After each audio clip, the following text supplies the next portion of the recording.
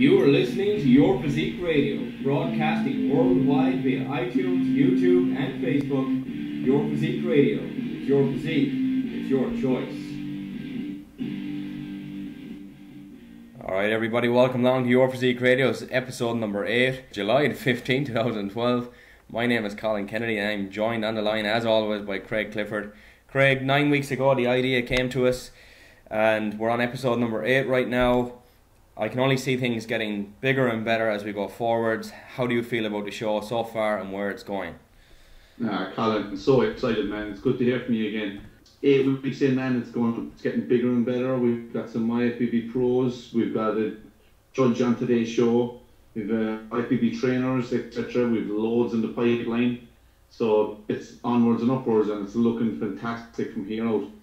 Yeah, it's only going to get bigger and it's only going to get better. Absolutely, yeah. We do hope to have more IFBB professionals on in the coming weeks and months, from bikini competitors to bodybuilders again, maybe some female bodybuilders as well. If you would like to hear from those athletes, let us know, and we'll try our best to get in touch with some and get them on here for future episodes. So if there's anyone in particular you would like, obviously some are under contract, but in terms of the categories that they compete in, so bikini, physique, men's physique, fitness, bodybuilding, figure, whichever you want to hear about, let us know and we'll do our best to get somebody online for an interview with Your Physique Radio. Craig, looking back at the weekend, there was no IFBB Pro show on, and looking forwards then, the next IFBB show is not until the 8th and 9th of August, which is the IFBB Pro Bodybuilding Weekly Championships to be held in Tampa, Florida. And as it stands right now, Craig, the only two names we have that have thrown their hat into the ring are Ed Nunn and Tony Freeman. Just looking at those two competitors right here and now, who do you think out of those two will place the highest? Well, I kind of have to say Tony Freeman there because he's a seasoned pro, whereas Ed Nunn, he's not that long a pro, but I do like Ed Nunn's physique. I actually love Ed Nunn's physique, and he's very, very tall guy. And the two guys that you did name out are both very similar in stature. Absolutely, they're both 6 foot. They're both built pretty evenly. They both got that S-type shape. I think Tony Freeman probably would look that little bit better. And but look, hopefully Ed Nunn does come in shape. And if Ed Nunn won that show, I would be very, very happy because I like him. He's a good guy. Well, as they call Ed Nunn, they say Ed second to none. So we'll see if indeed that is the case, if he does come home with a win. But there are rumours of other names jumping in, but until we know that they're certain, we're not going to worry about them. But again, it's not for another 3 full weekends away from here. So between now and then, I'm sure we'll have a lot more buzz and names falling into the ring in terms of who will be competing, who's supposedly competing and pulling out, and late entries, as we're sure that we have seen in the last couple of competitions, which we're not aware of. And we'll actually ask our guest this evening, the IFBB professional judge, what his opinions are on it and how it affects the promoters and whatnot, and we'll see where he goes and what opinions he has about that topic. But look, there's nothing we can do about it, so let's move on. So again, the next competition is on until the 8th and 9th of August, Tampa, Florida, Pro Bodybuilding Weekly Championships. It's going to be a good show, I can guarantee that. As of right now, we've got two names, Ed Nunn, Tony Freeman. So Tampa is upcoming, but looking to get their qualifying places, we're going to have a few guys who are on the list. We currently have a list of currently qualified Olympia competitors for men's open class and men's 212. Craig, you've got the list right there in front of you. Just give us a rundown of the names in the open class who are currently qualified and the next top 5 in terms of point standings. Right, so qualified we have Phil Heath, Jay Cutler, Kai Green, Victor Martinez, Dexter Jackson, Ronnie Rockel, Lionel Bayeki, Grant Warren, Dennis Wolf, Evan Centopani, Michael Calatrianos, Johnny Jackson, Cedric McMillan, Bill Wilmore, Juan Morel, and Essa Obiad. They're all qualified. Now, top 5, we've got Ben Pukowski, John De La Rosa, Fred Smalls, Baldo Abbaspour, Gregory Atoy, Tony Freeman, Sergei Selestov, Steve Kuklo, Mohammed Ali Banout, Fuad Abiad, Flex Lewis, Omar Deckard, Ferris Said, Ann Nguyen, Sean Rowan, Dan Onowikawa, Vaughn Etienne, Eduardo Correa de Silva, Lucas Timms, Christopher White, Ronaldo Gairi, and Ed Cherry. Now, Ben Pekowski's on 10 points, so it's very, very unlikely he's going to miss out unless something ridiculous happens, but he's pretty much in. Now, it's very close between second John De La Rosa and 15th Sean Roden. There's only 4 points in the difference, so that can make up a big chunk of it, you know? Yeah. You can take Flex Lewis out of that, he's not going to do the Open, even though he has 50 points. I can safely say, what's the other guy I met? Fouad Abiad won't be in this year. He told me he's not going to do it. He's waiting all the way till the Arnold next year to compete. He was telling me when I met him, running him a few weeks back, so he's not doing it either. Of them names, Colin, who do you think? Obviously, Ben Pekowski being first. We've got 4 other names to get in. Tony Freeman, I guess. Yeah. I'm looking at Tony Freeman. All right, he's currently in 6th with the top 5 making the Olympia qualification rules. So the top 5 on points will also qualify for Olympia this year. Tony currently sits in 6th, just 1 point behind the 5th place with 5 points. Now, he's, as we said earlier, he is going to be competing in the Pro Bodybuilding Weekly Championships in August. I'm sure if that goes well for him, which it will, and he'll place top 3 probably, he's going to gain more points. He'll jump up the ranks. He'll be in 2nd or 3rd place. I wouldn't be surprised to see him again. I think he's possibly going to Finland. And if he does, then again, he's more than likely going to win some more points there. Because the guy has got a really, really good physique. He's called the X-Man for a reason. Wide shoulders, narrow waist, wide legs. You know, the only thing I think that catches him out on occasion is that his conditioning isn't always on point. Now, if he gets that in, he's definitely a top 6 contender for the Olympia. In previous years, at least. This year, look, we'll see how he goes. But as we said, he's very close to being already qualified. I definitely think come Tampa, Florida next month, he will be qualified, and we will see him on stage at 2012 Mr. Olympia. The other person who jumps out in that crowd, I mean, as we said, he's practically already qualified, is Ben Pekulski on 10 points. He's in 1st place in the point standings. And again, he's another bigger guy. Big legs, great delts.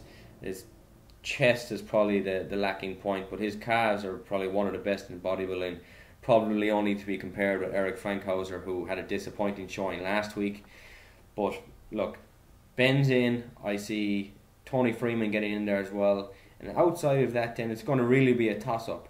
But Craig, I would like to point out that the reason they changed the qualifying system for this year was to make sure that all those athletes on stage would be of Olympia caliber, right? As in their top 10 contenders, all of them. But in reality, it's just worked out exactly the same as previous years. You're going to have your top 7 or 8 and then a bunch of guys who are fighting to break into top 10. And, like, to be fair, if you sneak under the radar and you come 3rd in 3 competitions or 4th in certain competitions, you can still qualify for the Olympia and you haven't even placed in the top 1 or 2. So the whole winner gets through and then it's a point system. As much as it gives us more to talk about, it doesn't really make a difference for the athletes, I don't think.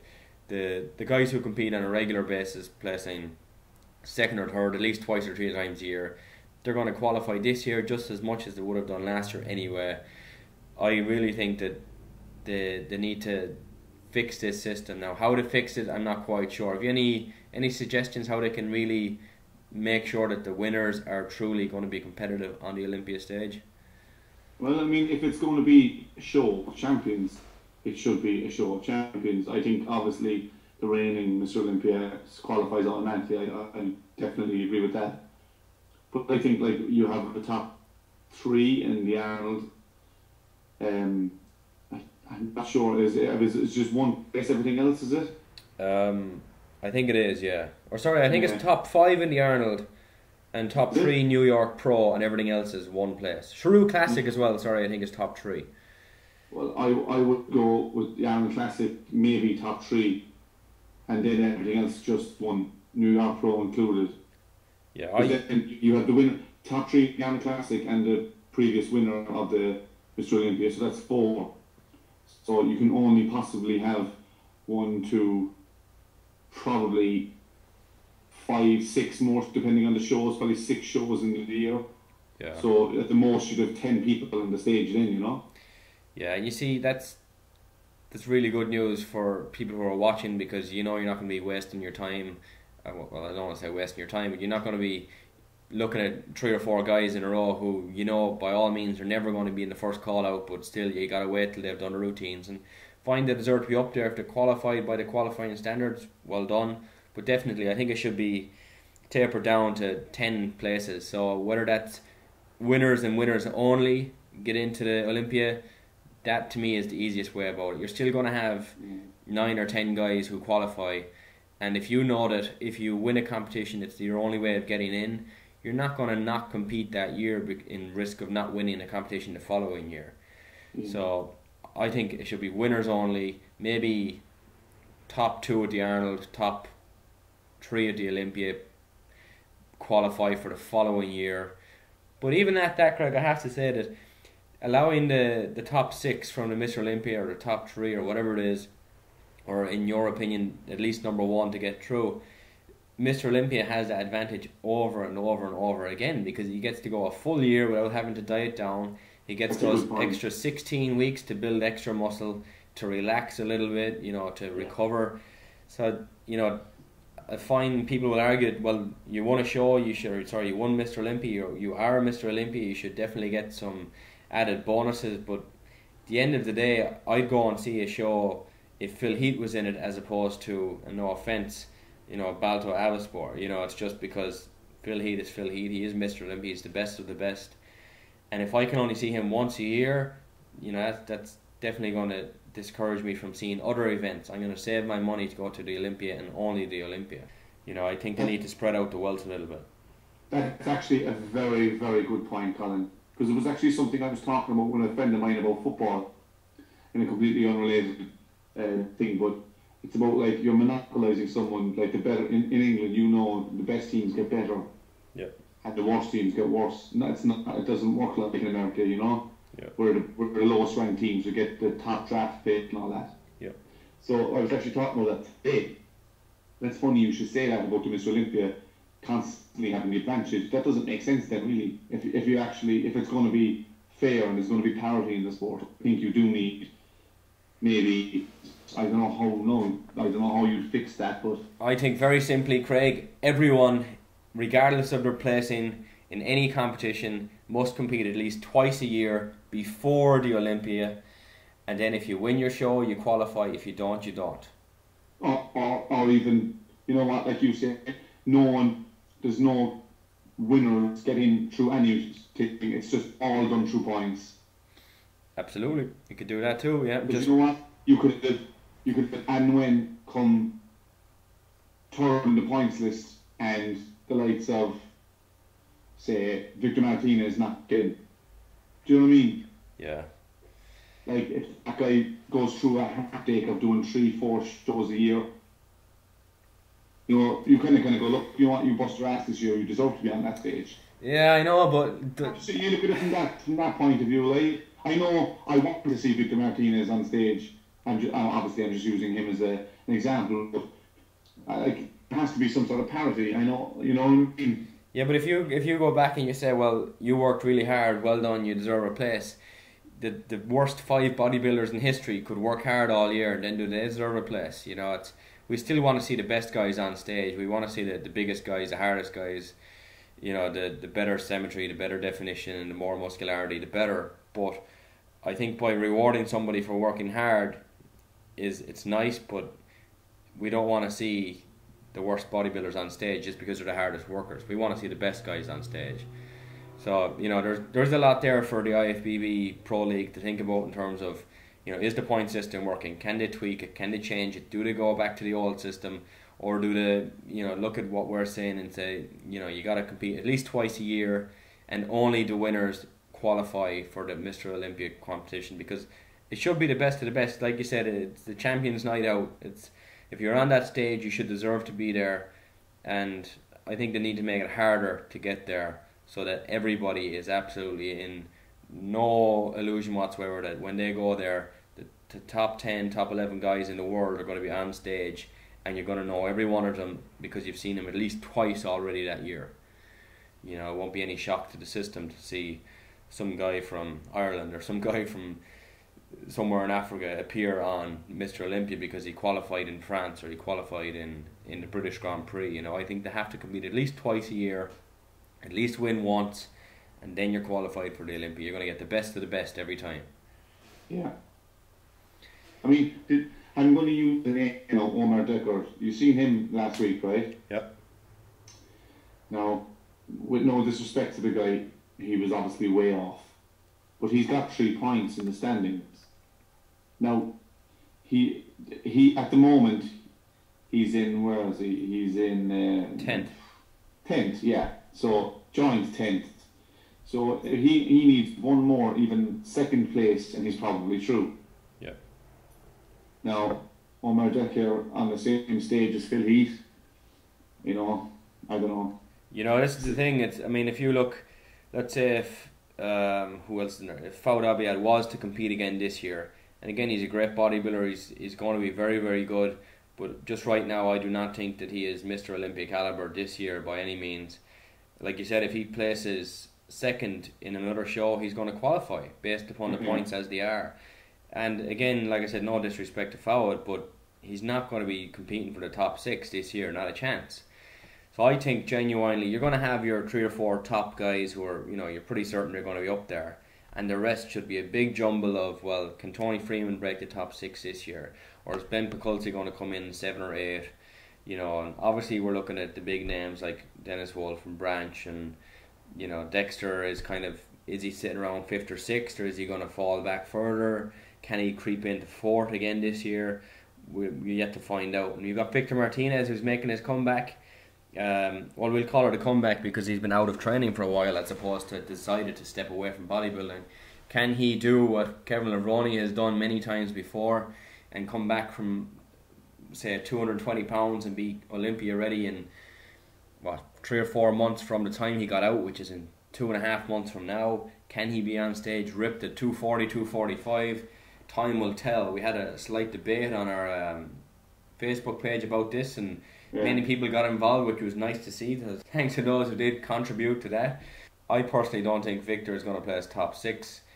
I have also stated I don't think Jay Cutler will compete at the Olympia this year. Will I be proven wrong, Craig? I'm not quite sure. What do you think? I don't know. Again, going back to that Facebook conversation, you can't write Victor off.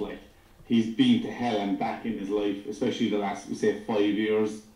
With 2 deaths in his family, going to prison. It's just been all over the shop. Maybe he should have one Mr. O to his name. That's debatable again. But look, I'm never going to write him off.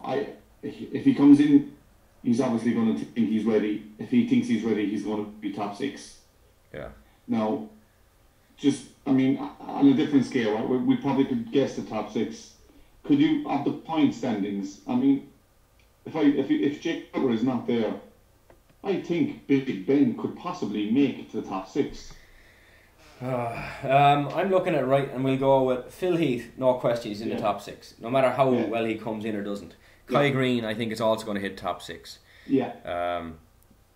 Looking at the video that I posted via MD on our webpage on facebook.com/Your Physique Radio.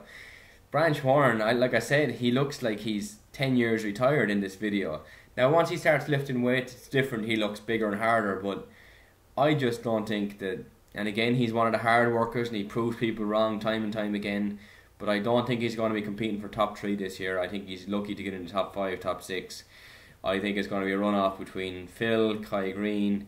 Dennis Wolf has to do something this year, otherwise he's going to be gone way down the pile again, because he's constantly going from top 5 outside the top 6 back in. We'll see if he can hang on in there.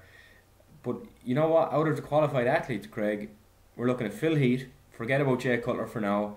We've got Kai Green. Realistically, Dexter Jackson could be a top 6 again. Branch Warren, let's say Dennis Wolf, Evan Santapani, maybe, because outside of that, I don't see anyone else who's going to jump in there. No. And like you said, maybe Ben Pakulski, but or Tony Freeman. I think it's it's going to be a big mix-up between top 6, top 7. Outside of that, it's kind of a free-for-all to make it into the top 10.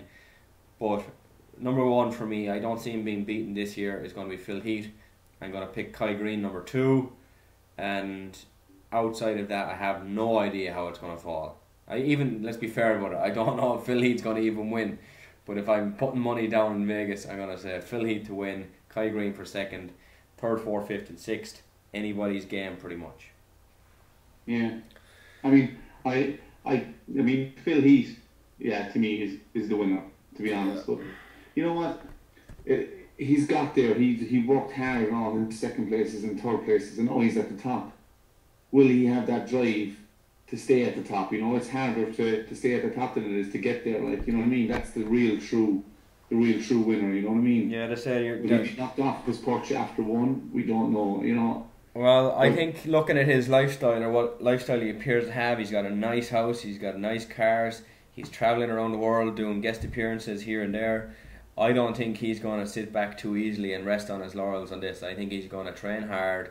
He has all the extra motivation, he has all the support from his supplement contracts, his magazine contracts, and any apparel contracts that he has going. This guy is here to stay. I think he's early 30s. I think he's got 6-7 more Olympias in him if he wants them, because he developed fast. I think his third competition was on the IFBB Pro stage. You know, the guy is just ridiculous. I'm looking at a picture of him right here now next to the point standings for the Mr. Olympia competition, and I just can't see any flaws on this man's physique. Again, we've mentioned it before, the so-called narrow clavicles that he has, or the narrow shoulders. If he's got narrow shoulders, his monstrous deltoids are hiding them, and he looks phenomenal, and he's got cuts and separation. He's not just big and blocky. He's got all of the detail, and I think when it comes down to he standing next to Branch Warren is going to get pushed way out to the side. They're going to have to bring in somebody like Dexter or Kai Green to compare with Phil Heath in terms of his balance, his structure, his symmetry.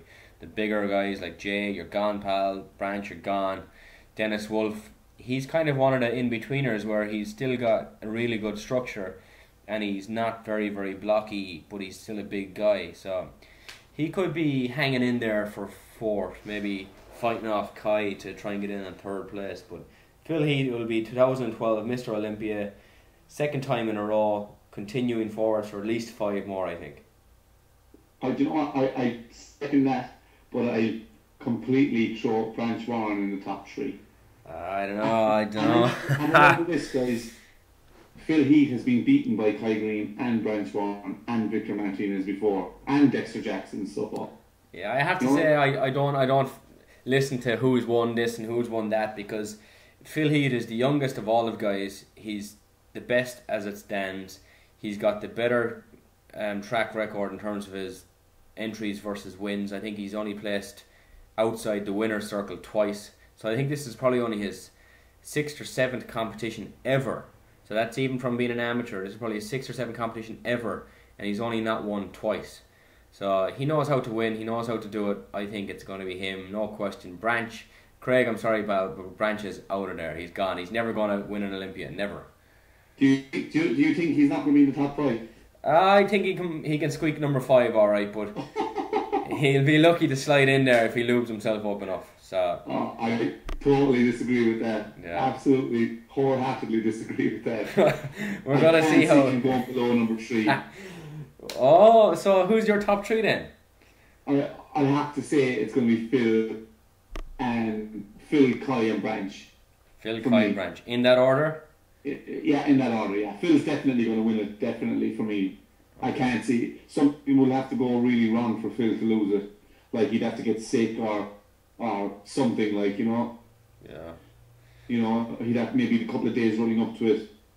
If he's taking some diuretics and it maybe goes a bit off. That's the only way I can see Phil losing, being honest. Well, he's got the best physique out of all of them, in my opinion, anyway. So what we can do, Craig, come Olympia time, we'll be on episode 16 or thereabouts, or maybe 17. We can look back at episode number 8 and see who was right and who was wrong. I'm sure we'll have different predictions along the way and they may change, but as it stands right now, we're definitely not agreeing on Branch Warren. I've never really liked the guy's physique, and I know you have.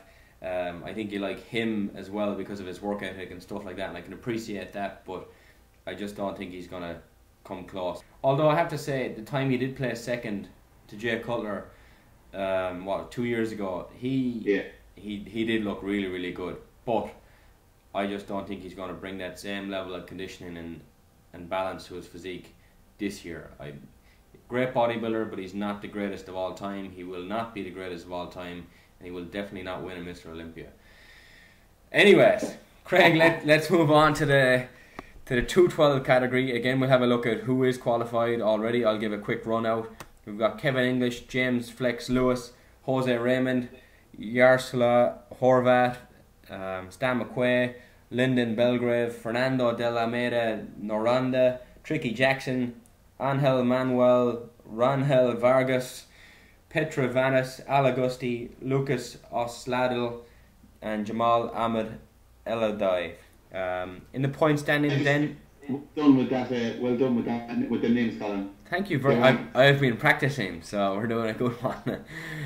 Looking at point standings, there's like 19 guys there, so I'm not going to run all of them down. We'll give the top 4 and ties, basically. So we've got Marco Riviera, Sean Joseph Traverny, Sami Al Hadayad, Mark Dugdale, Mohammed Masoom Butt, our friend Guy Cisternino, Derek Farnsworth. To me, we know Masoom is not going to do the Mr. Olympia. He's told us on air he will not be in for the 212 Olympia showdown. Derek Farnsworth, I'm sure, is trying to get there. I heard an interview, Craig, during the week that he does plan on competing again, so he's obviously looking for his Olympia qualification spot. And Mark Dugdale is kind of a disappointment this year in that he has the makings of being a top 3 Olympia 212 showdown. No question. He just, for whatever reason, on the day that he needs it the most, he doesn't come in as hard as he has to.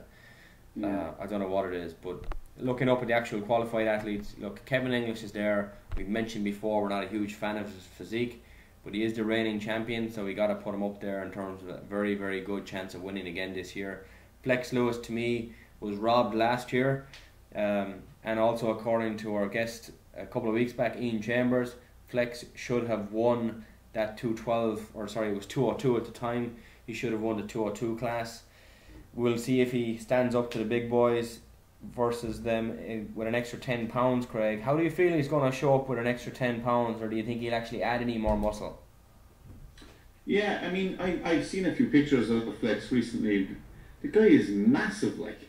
Yeah. He's absolutely huge. Now, if he can get the conditioning right, just from what I can see through a t-shirt now and all that, he looks to me like he's going to be about 208, 210 shredded if he gets it right.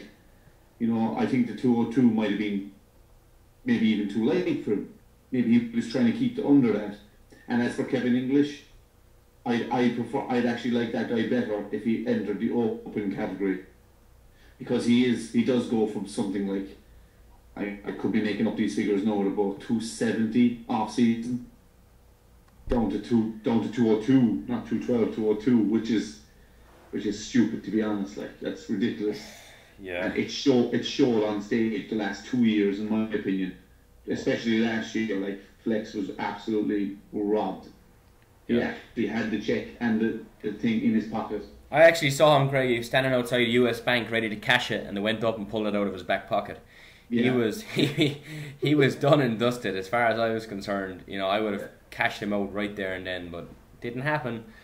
And according to the judges' scorecards, it wasn't as close as we thought it should have been. But look, Flex takes second. I know he's out for revenge this year, and rightly so. I think he was robbed, and I do think this year is going to be his year. He's got a really, really good physique. His waist is small. He's got really, really good delts. He's got good legs, great hamstrings, great calves. You know, there's very little flaws in this man's physique, and if there is, I can't see them. He's definitely one to be watching for this year. And as we said, you know, Kevin English is the reigning champion, so can he stay on top? Only time will tell. But then again, you got Jose Raymond. Jose Raymond is obviously trying to push Kevin around here, and you know, it's been a while since we've seen Jose in the condition that we think he needs to be in to beat the likes of Kevin English.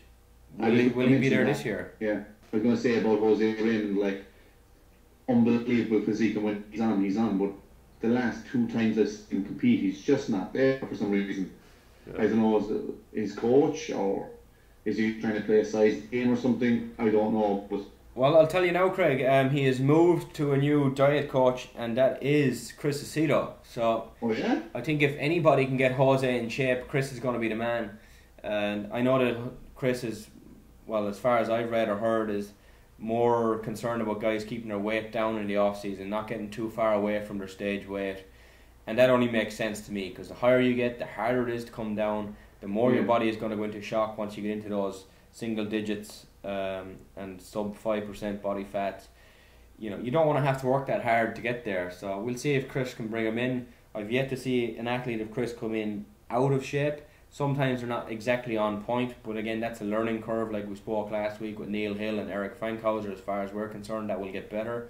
But with Chris and Jose Raymond, I think Chris will do a really good job here, and I wouldn't be surprised to see him and Flex Lewis fighting out for first, second, but Flex, I think, is going to edge him out. Well, I mentioned actually now, just before we leave the 212, is Stan McRae. For some reason, I've always liked that guy's physique. Always. Yeah. Always. And on the last point I'm going to put across for the 212, if Masoom Ball, even though I know he's not doing it, if he was doing it, and not just because he's a friend of the show, guys, he's in the top 3, hands down for me. For me, like, if I'm the judge, he's in my top 3. He's fighting out Flex Lewis, Jose Raymond, and Masoom are going 1, 2, 3 for me. What do you think, Colin? You know, I definitely think Masoom's physique is just, it's phenomenal. You know, he's 5 feet 6, 187, 188 pounds on stage. The last time he competed, placed second at the Toronto Pro Show, controversial second at that. He is going to be in a couple of shows at the British Grand Prix, and he's going to be over the Shrew Classic as well. So I don't know if this year was going to be Masoom's year. He definitely would have placed top 5. I'm certain of that this year. But I think taking a year off, he's only been back training, you know, probably a year since taking another extended leave prior to that. So, you know, again, he's working with Chris Aceto and the combination with Ian Chambers, who's been in his corner for the last 7 or 8 years. I think that between the 3 of them, they're going to get Masoom in the condition and the shape of his life come next year's Olympia, 2013. And I definitely think he's going to be fighting top 3 that year, no question. But this year, I think he's making a good decision. Step back, do a few more shows, get the judges to know you better, learn your physique along with Ian and Chris a little bit better. And, you know, definitely next year, it's going to be one to watch. So I'm assuming if you're listening, pal, best of luck in the upcoming shows. But definitely next year, Mr. Olympia, you're going to be standing on stage in the last, or in the first call out and the last showdown or the last pose down. You're going to be there hanging with the big boys. Absolutely best of luck in prep for all of the shows upcoming. So I think it's a good call not to go in this year. Yeah, but there was no fairness. He has done the right thing. He really has. Yeah. Just something you said a while ago. Just at least the judges can get to know his name. Mm-hmm. You know, that's a good point, Colin. That's a very good point. Yeah, because I mean, look. I know it shouldn't matter, but look, it is what it is. Yeah, it definitely. But I think he's going to do really well in the British Grand Prix, because there is a 212 class at the British. Now, I'm not actually certain if he's doing the open class or the 212. I presume he's going to do 212, because if he's coming in under 190, to stand next to someone who's 240 is just not going to be a fair comparison. So we'll see how that goes. But as far as I'm aware, actually, Flex Lewis is going to do the open in the British Open. He's not going to do the 212. So I think that could be because it's a home show and he'd like to win the open category as opposed to the 212. Yeah. And I mean, I'm sure he's going to get some sort of appearance fee money anyway, so it's not really about the money, it's more about can he test himself against the big boys. And he did that already this year, and he got some qualifying points for the open class in Mr. Olympia. And just to clarify for those out there, if you were to qualify for the open class at the Mr. Olympia and for the 212 class, you cannot compete in both events. You must pick one prior to entry. You can only enter into one of the categories. You cannot do both, which has happened in the past and caused a lot of confusion and controversy between the placings in the smaller classes and the bigger classes. And it's just it's a nightmare for the judges to try and compare between the 212 and the open class if you're in both categories, because they're going to be looking for slightly different aspects. Because under the 212, size is not the game. It's definitely, to me, it has to be conditioning. Obviously size is part of it, but it's not necessarily going to be the biggest guy on stage. Whereas with the open class, generally you're going to be in the top 2 or 3 of the biggest guys on stage, at least appearance wise, to place number 1 to win Mr. Olympia. Look back through the years, you got to go back as far as Frank Zane to see who wasn't the biggest man on stage to win. Dorian came along, Lee Haney, Ronnie Coleman, Jake Cutler, and now, Dexter Jackson actually, Craig, was kind of the one person in there who wasn't, he was like the exception to the rule. And outside of that, they've all been big dudes. Now Dexter's big, see him in person, he's a big boy, but he's, he competes in the high 220s, low 230s or thereabouts. Whereas we're told that Phil Heath is in the high 230s, I think. And this year I wouldn't be surprised if he's in the low 240s or mid 240s, because I've seen off-season pictures of him. Actually, Craig, if you go back probably 2 months ago, he, Branch Warren, Jay Cutler, Steve Kuklo, they were all doing a guest seminar at a bodybuilding show. I forget where it was. And Phil was the last one to walk out on stage, and he just dwarfed everyone. It looked like a professional bodybuilder sitting next to 5 teenagers. It was just ridiculous. Yeah, I remember that. I'll try and find the video, guys, and post it up to our page, because it was just phenomenal how big he looked, and it was almost scary in a good sense. But Phil Heath definitely for me number 1 this year. 212 class, Flex Lewis, pal, it's yours for the taking. Go there, get the job done, take home the medal that you deserved last year and the standout for this year, and keep moving forward. You're going to hold on to that title for another year or 2 at least if he wins it this year. Craig, outside of that then, there's not much to talk about. We've gone through quite a lot in fairly good detail as well, I believe, and we'll move on. So the topic of the week this week, guys, is the evolution of bodybuilding. We're going to go from how modern bodybuilding started to where it is today and everything in between. Craig, this is a very interesting topic for those who kind of just look at the magazines and you just get a feel for it every once a month or twice a month. We're going to go right back to when it kind of all began, as far as we know, in terms of professional bodybuilding. Why don't you kick us off? Alright, so the evolution of bodybuilding. Right, I suppose some influences that have made the sport great and made it what it is today. I suppose we have to start with Arnold Schwarzenegger anyway. In my opinion, bodybuilding would still be decades behind, and Mr. Rowe would probably be still held in a small theatre of around 1,000 people.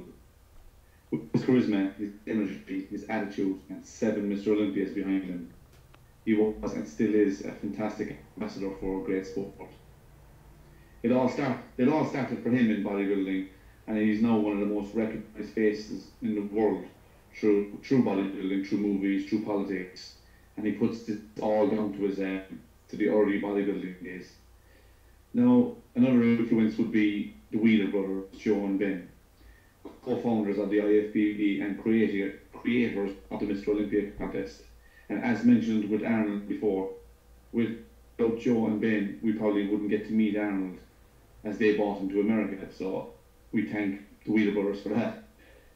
So but they're from Canada. The Brothers of Iron. They published their first bodybuilding magazine, and it's aptly named Your Physique. Sadly, Ben passed away in October 2008 at the age of 85, and thankfully Joe was still with us at the ripe old age of 92. I suppose supplements have to be mentioned. The evolution of supplements, Jesus, we can do an article about that in itself. But from the early days of when Matrix was the only available supplement out there, the whey protein supplement. And then the Wheeler brothers followed a line of supplements a few years later. And whereas today the supplement industry is said to be worth like $700 million worldwide, nowadays you can get a substitute for almost any food. As we know, if you can consume whole food, it's a much better option. Also, it has to be said, the steroid industry has grown a lot too, but that's a segment for another day, I think. Weight machines, I suppose, guys. You kind of like the supplements. The difference between the gym now compared to a gym 30 or 50 years ago is huge. They're unrecognizable. I'd say if you went into somewhere in 1970 and go into somewhere in 2012, completely unrecognizable, completely. With the advances in everything is moved like as close as you can to the actual natural movement of it. Science has got behind all of them. Some of the machines we use now are fantastic, like, and absolutely unbelievable. And they're copying the actual natural movement of the limb, whatever it may be. And like I said, in the difference of 30 years, we say 1982 to 2012, I'd like to see in 30 years for supplements and weights and all that are going to be, it'd be interesting to see. I can't see how it's going to get that much better, but if you'd have said that in 1982 compared to now, like, it's huge. What do you reckon, Colin?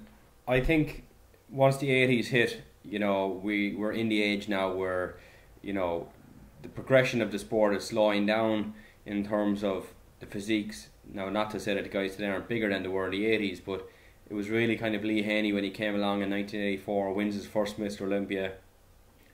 He was 245 pounds on stage, and there's guys today who still have a hard time achieving that body weight and that condition. So, he was probably kind of advanced for his era, but he definitely brought the sport forwards. And then following him, you've Dorian Yates, and he brought it up another 10-15 pounds. And then you'd Ronnie Coleman, who just blew it up to another 15 pounds. And it seems to be leveling out now, where the physiques are sitting steady in around 240 to 265 on stage, big, ripped, hard conditioned, fairly symmetrical, fairly balanced. I don't know if it's going to get much better. I think the 80s is really the dawn of today's bodybuilding in terms of the supplements got better then, the drugs got better then, the promotion of the different competitions around the world with the likes of the Weider brothers and Bob Kennedy, who died recently, and Muscular Development coming on board. You've got all of these magazines that are promoting it. I think from the 80s to now, there hasn't been a huge change in the physiques that are actually winning the competitions, but there's more guys who are potential winners of the competition. So it's much more competitive now, I feel, than it used to be. Whether that's because the supplements and the drugs are outweighing the natural genetic ability of some bodybuilders, I don't know, but I think it's definitely leveling off. I don't think come 30 years from now, when we're at 2042, that we're going to have guys who are 325 pounds at 5 feet 9, 5 feet 10. I just don't think it's going to happen. Now, I might be wrong. We might see some gene doping coming into play, which has been talked about. That's a different story. That's definitely a new advance in the chemical field and the biological field. If it happens, it happens. I'd prefer to see that it didn't, to be honest. I think the way the guys are now is pushing the boundaries just enough for me. I don't want health, as much as health is a big concern with the modern bodybuilder. I don't think it needs to be pushed any further than it already is. I think what they're doing right now is definitely plenty and enough. It doesn't need to get bigger, they just need to get better and more conditioned as a whole. You've always got those few guys who are always ripped and always in shape and shredded, but I think as a whole, to be more competitive or to be better production value for us to go along and watch and more excitement, they're all going to gradually combine. I believe that they're going to be much more comparable and the competition is going to be much stronger because the weaker guys are going to get better. I don't think the better guys are going to get even bigger and stronger or better than they currently are. I think we're coming into a bottleneck right now where everyone's kind of balancing out. We've got the 212 class, which was originally 210, then down to 202, now it's back to 212. Why the particular number, I'm not sure, but as long as that category hangs around and the open class hangs around, again, we're much like we were back in the 70s when you had the under 200 and the over 200. So in some aspects it hasn't changed very much in terms of the competition structure, but the guys have just gotten bigger and consistently as a group they're more competitive, I believe, now. I don't see 30 years down the line it getting much different. Now I might be proven wrong, but only time will tell. To go back and touch on it a slightly different way in terms of bodybuilding, a little bit of history was involved in bodybuilding. If we go back to what is now known as the Sandow Trophy, which the Mr. Olympia winner gets. It's named after a guy called Eugene Sandow, who at the time was living in Russia, born in Russia, and he was kind of given the nickname the father of modern bodybuilding because he was one of the very few who did the poses that are out there now. So he did his back double bicep, his front double bicep, and he wasn't just big strongman type of guy where he's lifting up concrete dumbbells overhead. You know, he's actually in shape, and he displayed his physique as much as he did do these lifts of strength or feats of strength. And that's, I mean, he's around since the late 1890s.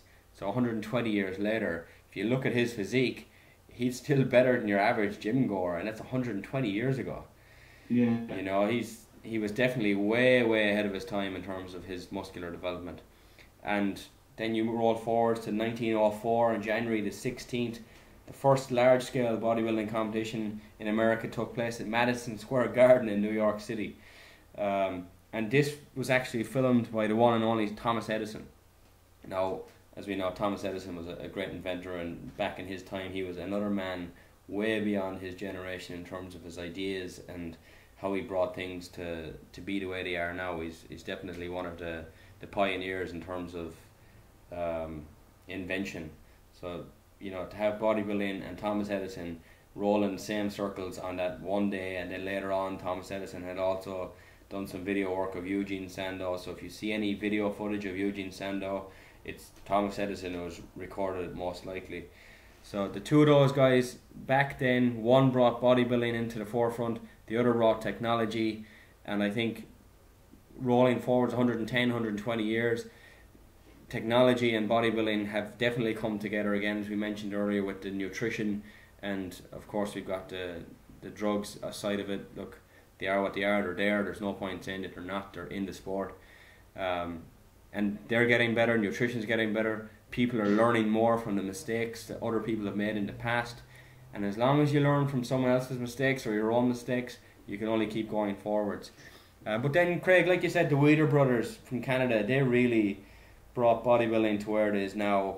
They developed, like you said, the first bodybuilding publication called Your Physique magazine.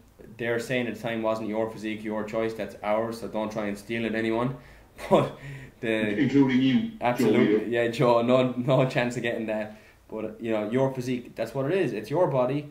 You do what you want to it, and if these bodybuilders want to go on extra 25, 30 pounds, so be it. You're going to look at guys in the Olympics. Choice, right? It's their physique, it's their choice. You look at the Olympics in 2 weeks' time.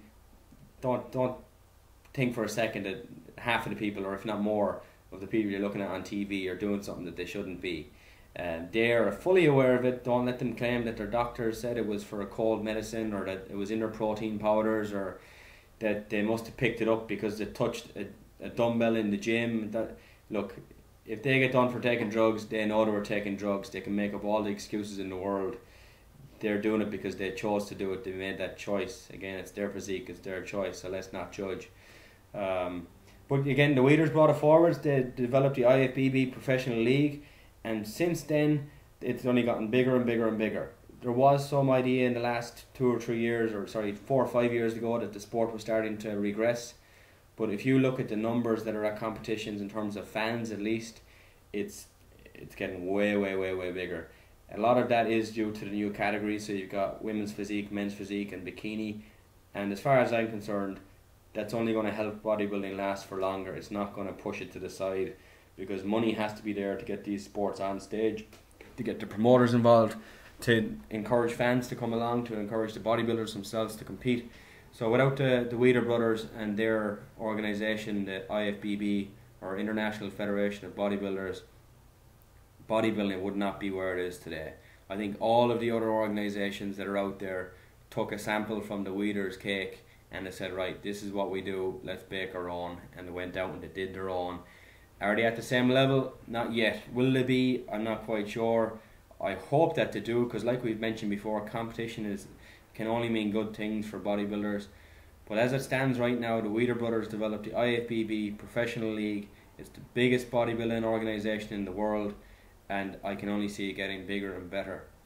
Craig touched on the physiques, I touched on the physiques. The supplementation and the drugs are a huge part in how we've developed from before.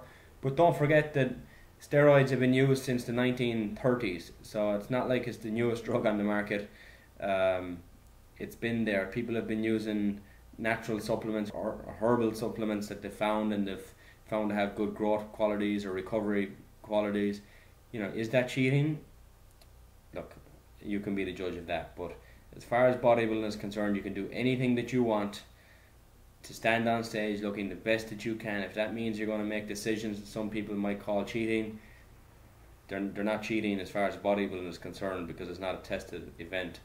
And like you mentioned in a previous episode, Craig, we don't want to see some guy running the 100 meters in 15 seconds. I mean, I can go out and do that right now.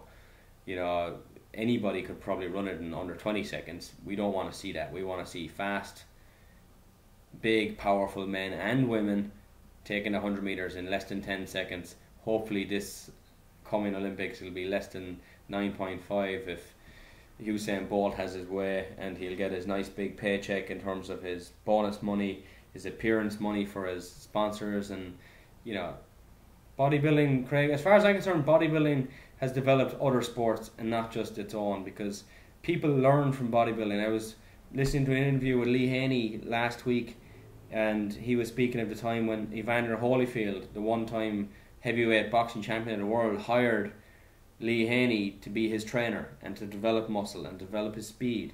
So obviously the best athletes in the world are looking back at bodybuilding. Bodybuilders know how to build the most amount of muscle in the shortest period of time.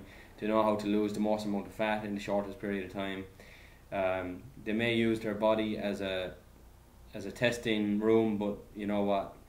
We like the physiques we're seeing on stage, and I just hope that bodybuilding keeps going forward, and I really believe that it will. I don't see a slowdown. Do you? No, I don't, to be honest. I don't. Just like your Physique Radio, onwards and upwards for bodybuilding, I think, anyway. Yeah, absolutely. But bodybuilding has changed. You've got all the different winners throughout the years. Going from, like we said, you got Larry Scott, and you've got more famous names that appeared. Eugene Sandow was the very first, and then Arnold Schwarzenegger obviously went through it. Charles Atlas, Reg Park. These guys appeared in Hollywood movies before bodybuilding was what it is today, and people like to see big, strong men in movies. Your action heroes from the 80s and 90s used to be muscular guys. Now it's all CGI, it's all graphic. You've got a couple of guys who are big and in shape, but let's be fair about it, most of it is done through comic book ideas, so that they'll use computer generated images to make them appear bigger and more muscular and leaner than they are. I don't like seeing that. I prefer them to hire someone who looks the part than to make it up with computer generated images. How about you? Definitely, man. I look at like Arnold's movies, like your Predators, Commandos, you name it. I've seen every Arnold movie 1,000 times. Stallone, all these guys who were big, muscular, Dolph Lundgren, all these guys. It was great watching them. Carl Weathers. I mean, what have they got now? Twilight, and that's the highlight of the kids' generation today. Yeah. People's images change of what a muscular physique is. There was one time when Brad Pitt in Fight Club was the most muscular man in Hollywood, and he was probably 155, 160 pounds. And that's not to take away he was in great shape, but he wasn't a big guy. The biggest guy at the moment, as far as I'm concerned, who's in Hollywood is still Dwayne "The Rock" Johnson. Yeah. And we'll see him and Mark Wahlberg in an upcoming movie which is based around a couple of guys who either work at a gym or own a gym, and they get involved in dealing drugs and whatnot. So that'll be something I'll definitely go along to watch, just because it's geared towards what we look at and what we pay attention to. But again, it'll be interesting to see how the bodybuilder, as they're supposed to be in the movie, are depicted. So looking forward to that one coming out whenever it does. But right now, Craig, that's kind of it. The Weider brothers brought it forward. Eugene Sandow showed it to the public initially. Arnold Schwarzenegger did more than anybody else. But again, we have to thank the Weider brothers for bringing Arnold over to America, because they paid his way to be here all those years initially before he became a movie star. And he's never shy to actually thank them for their involvement, especially Joe Weider, in terms of getting him where he is, getting him into bodybuilding, giving him a career, making money, making him famous, getting him into movies, and then finally into politics. And without that young 17-year-old Austrian kid, I don't think bodybuilding would be where it is today. Not even close. Yeah, definitely not. And on one kind of side note, when we're mentioning muscular kind of action heroes from the 80s, 90s, Stallone, we just like to offer our condolences to him and his family. Talks with him now. His eldest son passed away. Yeah. So, just from your Physique Radio and everyone that listens, just our deepest sympathies to him. Yeah, it's sad times. Alright, Craig. Well, with that then, we're going to move into our interview of the week. And the interview of the week is brought to you by discountsupplements.ie, with 2 retail stores in Terranure and Clondalkin in Dublin, and also 1 in Kilcool in County Wicklow. Your Physique Radio listeners will receive a 5% discount and a free shaker bottle on all online orders when they enter the discount code YPR at the checkout. Discountsupplements.ie, Ireland's premier online supplement store. Our guest this week was born and raised in Limerick in Ireland. He's a 6-time RIBBF national champion and has also experienced success in powerlifting by winning a gold medal at the World Powerlifting Championships in 2006. He holds a degree in exercise science from the University of Limerick and in recent years moved to sunny Southern California. He's been a contributing writer to many well-known bodybuilding and fitness websites and publications, and to top it all off, he became Ireland's first IFBB professional judge, judging the likes of Phil Heath, Kai Green and Dennis Wolfe, to name a few. Brian Bullman, welcome to Your Physique Radio. Hey guys, thanks for having me on. Pleasure, Brian. Let's go right back to the start here. You're part of the RIBBF family, let's say, with your dad and your uncle involved, and your uncle being the first IFBB pro from Ireland. How did you get brought into the world of bodybuilding, and where did it all start from? It's kind of strange, really, if you look back at the timeline. My parents had the first what you call a health club, I suppose, back in the day, and he opened it in the late 60s, and it was primarily for judo, because that was my dad's sport. Okay. He was national judo champion back then, and I guess his dream was to go to the Olympics, but I'm sure you're well aware of the politics in Irish sports, regardless of the sport, and if you weren't really from Dublin, you kind of didn't get looked at until recent times, Yeah. But so he had his club, and he was always researching how to be better at judo and make his teammates better, and he invested in some weights. And Shawnee was 17 years old, and he weighed in at 7.5 stone, I believe, is the story that we were told at 17. So my father, he was a brown belt actually, and my father put him on a weights plan to help him put on some size to fight for his black belt. And he got strong, he got big, he competed in a couple of powerlifting contests and got asked to do a bodybuilding contest, and it was the Munster Championships, and he won it. And then he went to the national championships, and he won that. And a couple of years later, he's gone to the Mr. Universe, and long story short, Shawnee never fought for his black belt, and he stood on the Mr. Olympia stage. So I was born the same year that he did his first bodybuilding contest, and he shared a bedroom with me because he lived with my dad from the age of 13 up until he got married when he was 40. So I shared a bedroom with him, and I've known nothing else except for the sport of bodybuilding. I played every other sport back home, hurling, soccer, football, rugby. I even ran for a while with St. Michael's Rowing Club, but none of those sports compare to bodybuilding. You have to depend on other people with those sports, and it was a good thing, to be able to lift the weights and look in the mirror and see the difference that you personally can make in your own physique. And having a great role model like my uncle and my father, and I just wound up loving the sport and never wanting to leave it, so to speak. Your passion seems to have kept going forwards, considering where you are now and what you're doing, but we'll touch on that a little bit later. Brian, when was your first kind of real look at the bodybuilding scene, as in, when was your first show? I mean, that you remember. I saw an interview with you saying you were at a show when you were 10 months old, but Yeah. When's the first one you remember, and what was kind of the defining factor to say, yes, this is what I want to do myself? The first show that I remember being at was probably 1982 in Dublin when I was 4 years old, and it was the Mr. Olympic World. And my Uncle Sean competed in it. They had Ian Dowie, who was Mr. Universe at the time. He was the guest poser. And they had another guy by the name of Brian Buchanan. I don't know if you remember him. Yep, yeah. Very small-waisted dude. Yeah, and Brian was the another guest poser. And they actually got me to go up on stage and do a posing routine at 4 years old. That was the very first thing, earliest thing that I remember.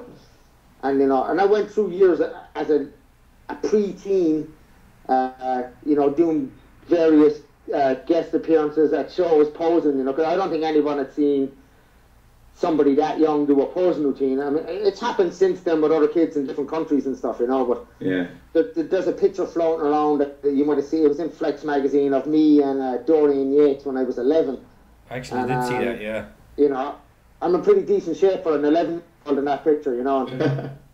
You know, I hadn't really been bodybuilding as such, you know. I'd been doing exercises, you know, a few curls and stuff when my father wasn't looking, and other than that, it was more push-ups and, you know, plyometric type training that my father had. You know, my father was a gymnastics coach as well for the Irish Army, and you know, he had me doing gymnastics as my foundation for whatever sport I wound up picking up as a teenager. And then in '93, I went to the ISBB European Championships with Shawnee, and I think Shawnee finished 4th place at that contest. And, you know, Lee Haney was there as the guest star. You know, there was a lot of things about whether Shawnee should have won the show or not, but, you know, at the end of the day, he placed 4th. And bodybuilding is bodybuilding. You can only bring what you can bring to the stage, and after that, it's in the judges' hands, you know. So, but it was at that show where I said, hey, listen, Sean, when I get home, I'm gonna start training for a contest. And I started training for the Teenage Nationals, and I did the show. I won the teenage class, and I wound up actually competing in the men's novice class the same day, and I placed 3rd in the men's novice class at 15 years old. So that's tough, you know. That's unbelievable. It wasn't too bad, you know. Brian, you, as we mentioned in the intro, about you've a bit of a powerlifting background as well. From the WPC, you won plenty of medals. First of all, do you think powerlifting has a place in the modern bodybuilding physique? And secondly, in your list, was it all 3 lifts you were kind of champ at, or was it one? Actually, in 2006, it was bench press only.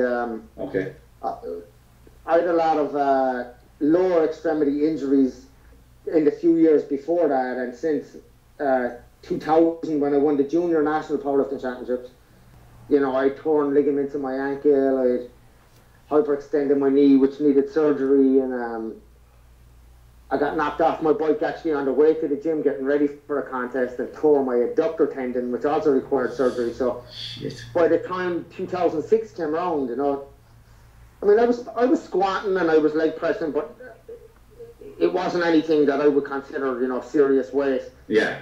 Especially enough to be competitive in a powerlifting contest. But my bench was always big, you know. So I was getting ready for the 2005 Nationals Bodybuilding Championships, and I was actually at the gym, and I got a call while I'm doing the Stairmaster. After supersetting chest and back, I got a call, and it was from I don't know if you know Shane Brody, who was the president of the Powerlifting Federation back home, and Shane says, hey Brian, you know, can you come down and compete with us? The national championships is on, and we need one more guy for the team event. So I went down and I benched, and I wound up doing a 165 kilo bench, which was enough to win the nationals on that particular day. Jesus, what weight, Brian? I was weighing in at about maybe 79 kilos. Fuck's sake, that's impressive, man. And thanks. And the next year, then they had the World Championships on in Limerick, and I was studying at UL at the time, and it was on in the Kilmurray lads, and they're right across from each other. So I was in the middle of a physiology project. And I left the library in UL, went to Kilmurray, warmed up, lifted, and went back to the library to finish the project. And my uncle Sean actually accepted the medal for me on my behalf.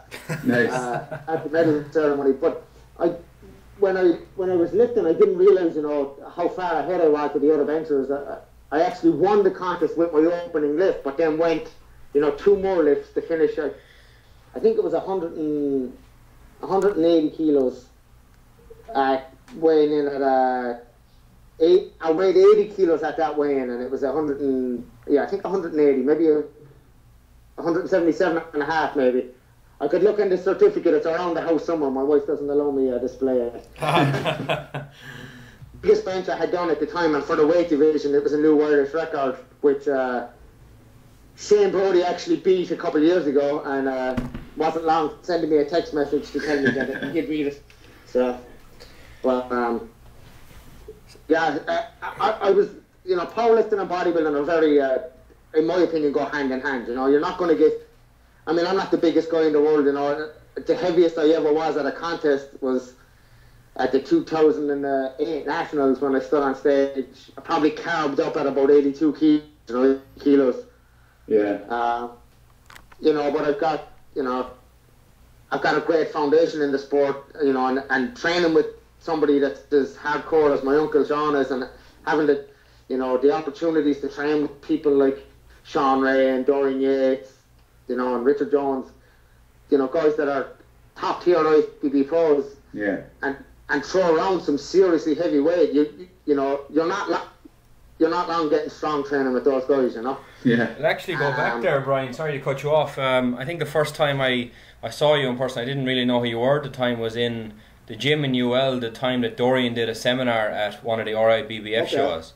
I think you were in training legs with him. So, for us to see Dorian training was pretty cool, but to see that you were the lucky bastard who was getting to train with him wasn't as cool for us, But, just to show that we were there ourselves, so we can stand proof that you have trained with the big boys. Yeah. Your move to America, or to California specifically, what kind of spurred you to go, or when was your first visit over, and when did you get the bug?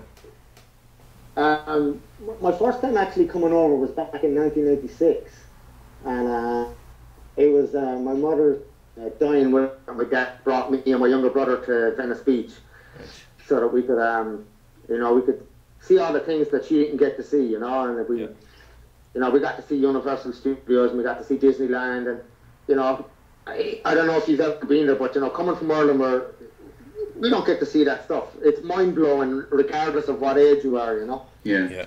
But because we're a bodybuilding family, we stayed at Marina Del Rey, and we walked out at Gold's Gym every single day, and back then I thought everybody trained at Gold's Gym, and I went every morning to see Sean Ray, because he was always being my idol growing up, and now that I'm friends with him, I found out that he never trained really at Venice Beach. He trained down here in Orange County at Powerhouse Gym. But, I got to train with guys.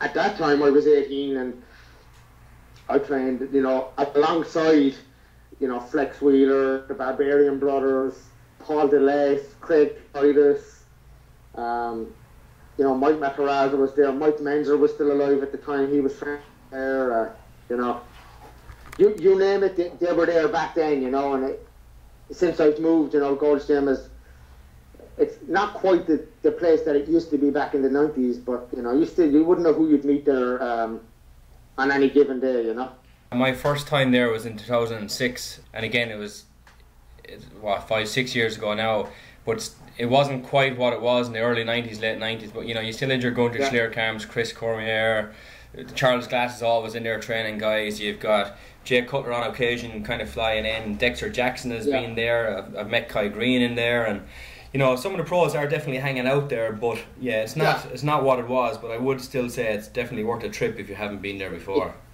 If you're a bodybuilder or a bodybuilding fan, visiting the Mecca is a must on your bucket list. Yeah, absolutely. It's definitely when I came here, I moved out here. I guess you could say kind of in 2006. Every time I had a break from college, I was out here, and I come out for the summer and all that stuff, and I came out, I didn't really know anybody besides Sean Ray, but Sean, like I said, lived down in Arms County, and it's almost an hour drive away, you know. And I just had a bicycle, and I wound up actually getting to use the sofa at Chris Gethin's house. Chris is the editor-in-chief of bodybuilding.com, and you know, and that's what, you know, he's from Wales, I'm from Ireland, we're both rugby fans, both bodybuilders, and he just extended that welcome to me, and you know, I took advantage of it, and one thing led to another, and you know, I'm here now for good, you know. I'll actually go back there, Brian, back to 2007, I think it was. I was in California myself for about 3 months, and we were in touch. Yeah. And I remember you saying that you were staying on someone's couch at the time when you were looking to go to San Francisco, and whatever happened, it didn't happen between the two of us. But yeah, that's a story I do remember all right about that couch. I didn't know whose couch it was, but now we do. That was Chris's couch, yeah. And I did actually wind up going to San Francisco, and that's where I got ready for the European Championships in 2008. And you know, I wound up meeting my wife on that trip to San Francisco. And, you know. And is your wife an American woman? She's born and raised in California, yeah. Oh, good stuff. Yeah, my own wife now is actually American too. I met her in California, but she's from Colorado, so I have a little bit in common there. I think I remember that, yeah. Yeah, exactly. Same person from back then, absolutely, yeah. So we've both got a similar story, I suppose. But anyway, let's go back to bodybuilding here. So 2006, you're going over there on a regular basis. 2008, you meet your wife. Since then, obviously, knowing Chris Gethin worked out quite well because you were definitely involved with bodybuilding.com. Lots of articles still on there. Are you still working with bodybuilding.com, or what's your story now? I do still write the articles. It's a lot less frequent than it was when Chris was the editor. You know, I've got a different style of writing, as I'm sure if you read any of my stuff, I'm not very serious until it comes to talking about training and nutrition. You know, I tend to put a lot of humor in my articles because, you know, that stuff gets boring after a while, you know what I mean? And it's I just like to keep it funny, you know. I like to have my personality come across a little bit in the article. You know, I guess Americans are a little bit more PC than us Irish are, so yeah, you know. Yeah, just I'm not going to change how I write, you know, for anyone. As the Americans say, keep it real, you know. Yeah. And that's how I like to go. I like to do it the way I like to do it, and if you wanna pay me to write, then I'll write, and if you don't, then I won't. There's plenty of other magazines out there that want me writing for them, so that's what I'll do, you know. There you go. Yeah. But it's hard to make a career in writing in the fitness industry now, you know, because you have, you know, these platforms like bodybuilding.com or I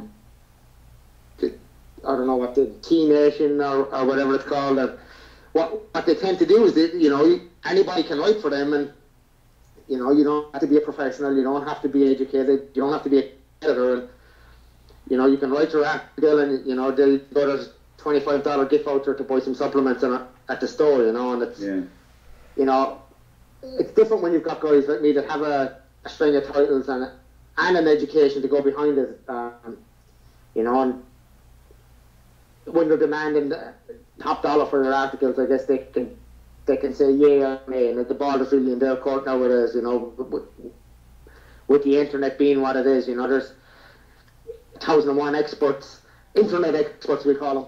Yeah.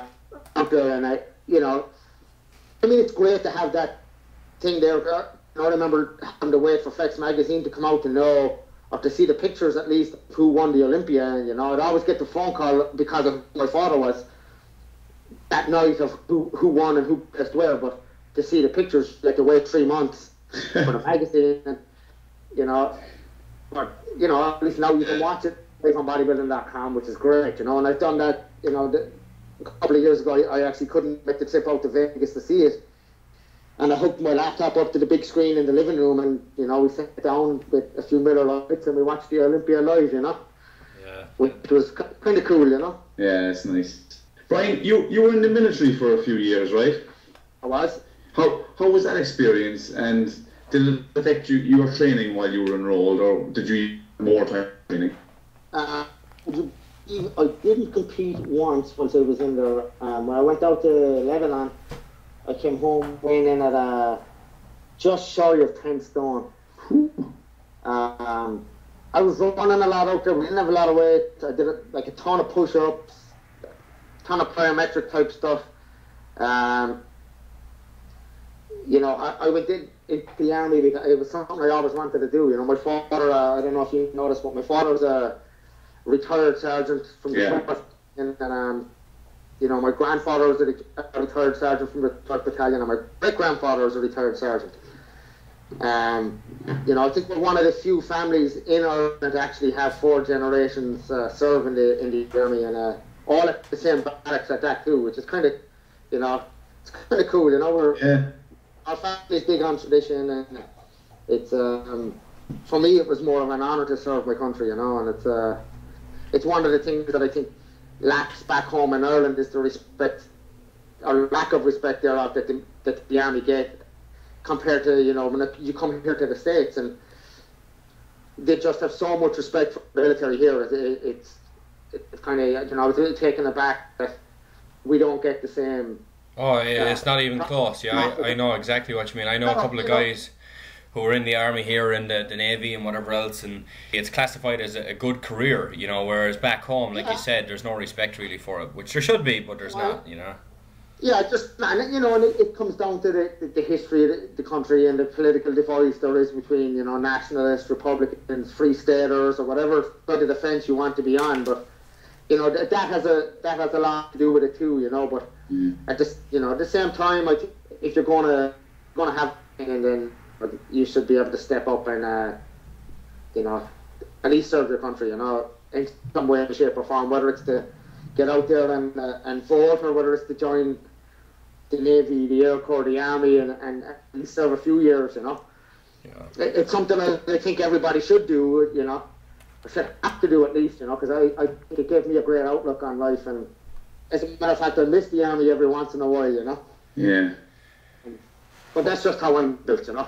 Yeah. Everyone is different, I suppose. I'm very regimented, and that's what I guess what it transfers into sports too, you know. If you're not regimented, you're not going to be successful, and I've been lucky enough, you know, to have that in my life. So, Brian, when it comes to bodybuilding and powerlifting, is there anything in your near future where you're going to be competing again in either sport? Well, I did last year. I actually competed here in the States at the National Powerlifting Championships as a guest lifter, and it was my first contest back after a few injuries. Again, like after I did the 2000 Nationals on bodybuilding, that Shane Brody actually broke my bench press record and sent me the text giving me a bit of stick about it. And of course, being the level-headed guy that I am, I drove straight to the gym with Shawnee, and I threw 180 kilos on the bench, and I banged out 6 reps raw with 180. The last 2 reps Shawnee actually helped me with, and on my 8th rep, I was racking the bar. We had 2 side spotters, and one of the side spotters missed the rack, and I wound up tearing my rotator cuff. It wasn't, you know, it was enough to keep me out of the gym for a while. But luckily, I didn't require surgery. It took me about a year to rehab it, and then I got back training. I competed last year with all 3 lifts. I placed 4th at the US Nationals, and then that was single ply. And then I went to the World Championships in November in Las Vegas, and I lifted raw, and I took the silver medal actually. Good stuff. Well done. Congratulations. This year I'm going to lift in September to qualify for the Worlds, and hopefully I can go back and take the gold this year. Nice one. And then next year, both Shawnee and myself are planning on competing at the European Championships, which will be the first time that both of us have done the same contest at the same time. So that'll be a lot of fun. The only thing is I'll be 35 and Shawnee will be 55. Yeah. So you know, hopefully Shawnee will do the over 50 class instead of competing against me, because if he competes against me, I don't think I'll ever live it down, you know. You know, he's already told me that he's going to compete against me, and he said, you know, if you beat me, Brian, it's just a matter, you know, that you beat an old man. Yeah. But he said, on the other hand, if I beat you, you could even beat the old man. So either way, you can't. You know, it's a lose-lose for you if I do the same classes. And we both compete as middleweights, so the only alternative I had was to bulk up to the 85 kilo class, and you know, I don't think Shawnee can chase me in there, you know. Yeah, there you go. So we'll see, but it'll be fun either way to finally, you know, to finish, you know, for Shawnee to finish his career, you know, and compete together after all these years, you know, talking about it and dreaming about it, you know. It'll be fun, you know. Yeah, Sean's a great guy. He did a seminar down in my gym down in Kerry. Okay. 7 or 8 months ago. Oh my god, it was a huge success. Like, it really, really was. The guy knows shit. Like, oh my god, some great stories, and he is really, really intelligent, and he keeps it really simple. A lot of people are asking him about this type of training and that type of training, and it's just basics. Like, and it was great for all of us to do it. Actually, like, you know, it's one of those things that I think, you know, is very underappreciated in Ireland, you know, by some of the younger bodybuilders rather than the older guys, you know. I mean, you have somebody like Sean that's won the Irish Nationals 21 times, you know. He's the only man in IFBB history to place in the top 5 in 3 different weight divisions at international events, and you know, he's the only Irish guy to ever step on the Mr. Olympia stage, so, you know. Yeah, it's incredible. He's had an unbelievable career, you know, and what amazes me, I won't say baffles me, but it amazes me how much respect Shawnee has here in California compared to what he has back home, you know what I mean? That's it, like, the guy should be a national treasure in my eyes, like. It's like in the bodybuilding world, you know, for sure, you know, but I guess, you know, now with, you know, you got 2 federations in Ireland now, you know, and it's you got this whole thing where, you know, you got never guys bashing on the IBBF, and, you know, to me it's like, if you've nothing good to say, then don't say anything, you know, and that's just how I am. I don't, if I've nothing good to say about you, then I'm not going to talk about it at all, you know, and but, you know, Shawnee is definitely, you know, he's put bodybuilding on the map in Ireland, and, you know, I saw something about this new bodybuilding Hall of Fame or some website, and there's guys in there that, you know, they haven't, and I don't mean to disrespect anybody, but they haven't done anything in bodybuilding to warrant being inducted into a Hall of Fame, you know? Yeah. In my eyes, there's 3 bodybuilders in Ireland that are Hall of Fame worthy, you know, and of course my uncle is one of them, you know. Jimmy Butler from Limerick is another one, you know. The man won a gold medal at the European Championships, you know? Right. And he placed in the top 6 at the World Championships on several occasions. And then, of course, you got John Carroll from Bray, who's won the European Championships, and he's placed in the top 5 at the World Championships on several occasions. And these guys are multinational champions, you know, and they've gone out there and they've flown the flag for Ireland by themselves. They've travelled to these contests, you know. Sometimes the federation could fund their trips, sometimes they had to pay their own way, you know. And, you know, they didn't complain, they didn't moan and groan, they went out there, you know, they trained in little crappy gyms back home in Ireland, and, you know, they stood on stage with the best bodybuilders in the world and beat them. And they came home and they got a pat in the back in the gym, and that was the end of it, you know. There was no newspaper coverage, not even a bit of coverage in any of the British bodybuilding magazines, you know, which, you know, it's tough going, you know. And I think, you know, as young bodybuilders that we are, you know, and I'll say I'm a young bodybuilder, but this is my 19th year competing. So, you know, and I'm only 34 years old, so, you know, I still consider myself a very, very young bodybuilder, you know. But, you know, there's lads out there back home in Ireland that are getting ready for the juniors that, you know, when they go to the RWBF Nationals this October in the University of Limerick, you know, they're going to have Kai Green there, you're going to have the pro maker George Farrell is going to be there, and, you know, you're going to have Shawnee there, you're going to have Jimmy Butler there, you're going to have John Carroll there. You know, there's 5 world-class bodybuilders, all who's, you know, if that was me and I'm standing, I would be out there milking those guys for every bit of information I could get, so that, you know, when you think of it, you know, those guys had nobody but each other growing up, and they were more adversaries on the stage than they were anything else. So it was kind of, you know, and they lived the opposite end of the country, except Jimmy actually lived in Limerick, which was kind of a little bit different for himself and Sean, you know. But, you know, now there's a slew of successful bodybuilders there, and you know, if you're an Irish bodybuilder and you want to get somewhere, you don't have an excuse really anymore. You know, the gym are better than they've ever been, and their bodybuilders are better than they've ever been. You know, and I think it's great to be an Irish bodybuilder now. It's a great thing, you know. Yeah, when you think if Sean started bodybuilding with what he knows and how he trained, yeah, with the modern everything to gyms, supplements, and everything else, imagine where he could have been, like, you know.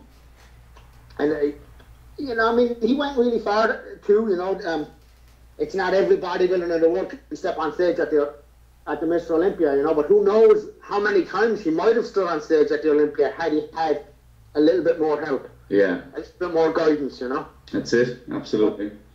But then again, if my aunt had balls, he'd be my uncle, right? Brian, let's go forward now. You're working with Max Muscle International, is that right? Yeah, I was doing international sales with them, and you know, I recently went back to work at 24-hour Fitness as a trainer because I was as a fitness manager rather than a trainer. Just because I had, you know, a lot of downtime. The international market is kind of changing. There's a lot of new regulatory things coming into place, especially with the EU and with Australia and stuff. So there's a lot of T's to be crossed and I's to be dotted for the expansion of the international market with Max Muscle, and you know, they're actually doing a great job. We're working on a big thing in Europe with manufacturing actually within the EU, so that we can help cut down the price that the consumer winds up paying for the product, you know. So there's a lot of things that we're working on there, you know. Brian, as a distinguished IFBB judge, right, is there anything you'd like to see or try and improve in the sport? On a personal level, like? You know, I think a lot of the guys that are involved with the IFBB are really kind of doing their utmost to increase the amount of contests that are there. You know, the new rules with who qualifies for the Mr. Olympia. Only the first place winner qualifies now as opposed to the top three. To up the standard at the Mr. Olympia, which is a great thing. Yeah.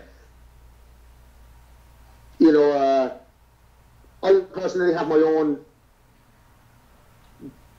way of judging the contest. I mean, there's the IFBB formula for judging a contest, and all the judges will follow that. And you know, physique-wise, you're going to have people asking me, "Oh, who do you prefer? Do you prefer the lean aesthetic look, or do you prefer the mass monster look, rather?"